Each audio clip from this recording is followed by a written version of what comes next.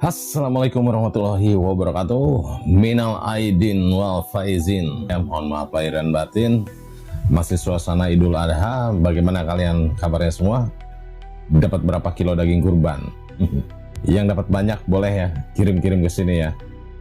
Atau kalau nggak mau kirim-kirim, silahkan subscribe dulu ya channel ini ya. Channel sederhana ini di Wish ID channel ya. Di sini saya akan memberikan beberapa cuplikan cara pemotongan hewan kurban, dan silakan Anda sendiri yang menilai mana yang masih jahil atau yang lebih beradab. Berikut cuplikannya ya, silakan disimak ya.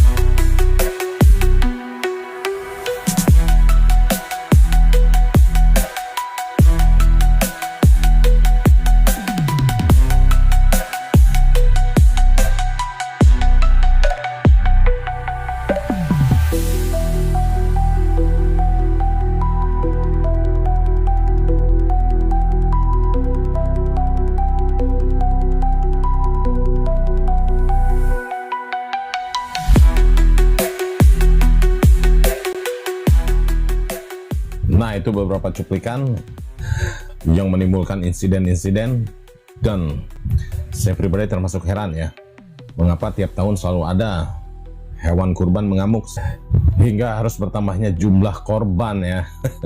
Rasa-rasanya sih kalau ini sebuah kutukan tidak mungkin ya. Yang jelas sih ini pasti cara-caranya saja yang masih ya Anda nilai saja sendiri ya. Oke, ngopi dulu Bray. Lain cara penyembelihan hewan-hewan kurban dengan cuplikan-cuplikan yang sudah lewat tadi. Lain pula cara penyembelihan hewan kurban di pondok pesantren pelosok Indramayu sana ya, di Az-Zaitun. Mengapa harus mengambil contoh di Az-Zaitun? Karena menurut saya ini cukup menarik ya cara penyembelihan hewan kurbannya. Mari kita saksikan ya. Sejak 3 tahun lalu, cara menyembelih sapi di Az-Zaitun dilakukan dengan metode pembiusan. Bius ditembakkan melalui kepala sapi sehingga sapi terjatuh seketika dan ketika dipotong dalam keadaan tak sadarkan diri. Sangat berpengaruh sekali karena kan biasanya itu kalau kita menggunakan tali atau apa itu kadangkala sapi itu mengamuk dan itu akan mengganggu terkait dengan orang yang akan memotongnya. Seperti itu. Jadi sangat membahayakan. Jadi sekarang dibius kemudian mereka sapi itu tenang ya bisa langsung dipotong. Cukup menarik bukan? Nah, silakan Anda nilai sendiri mana yang lebih beradab ya. Berikut saya akan membacakan sebuah kutipan khutbah pada acara Hari Raya Idul Adha di Pondok Pesantren Az-Zaitun. Kurban bukan hanya ibadah, tapi juga panggilan untuk membangun masa depan bangsa. Indonesia harus melakukan transformasi revolusioner pendidikan untuk melahirkan generasi emas abad ke-21. Itu adalah sebuah kutipan khutbah Idul Adha 1446 Hijriah oleh Syekh A.S. Panji Gumilang ya. Dan bagi saya ini cukup visioner ya. Karena bukan hanya memotong hewan kurban dan membagi-bagikan kepada masyarakat, tapi visinya adalah merupakan panggilan untuk membangun masa depan bangsa ya.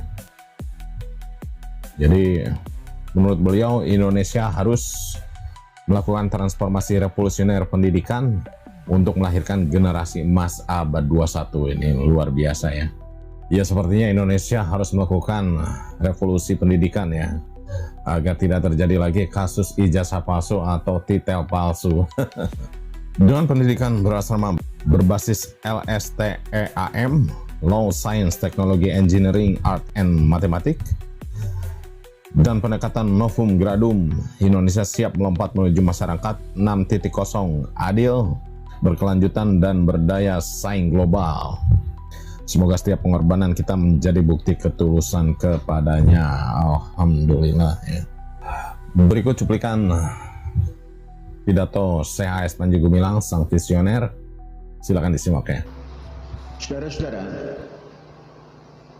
sehubungan dengan Hari Raya Kurban dan tadi sebagai narasi pembukaan bagaimana yang kita dengar tentang pendidikan, maka khotib hari ini akan menyampaikan hal-hal yang berkenaan pendidikan Indonesia.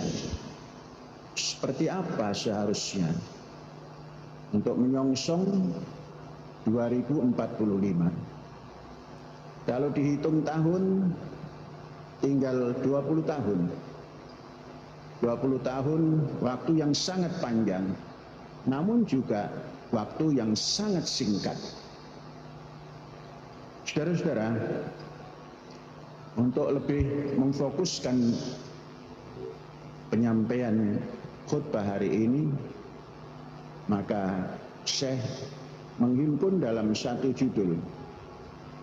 Tentunya nanti penyampaiannya dengan ringkas, dan dari isi khutbah ini nanti kita terangkan satu persatu di dalam tulisan yang lain. Bagaimana penjabaran dari poin demi poin yang disampaikan.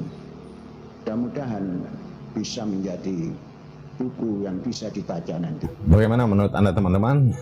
Silahkan komentar di bawah ya. Dan yang belum subscribe, silahkan subscribe, like, share, or komen. Terima kasih bagi Anda yang selalu setia mengikuti video-video yang kami upload. Dan semoga teman-teman semua sehat paripurna.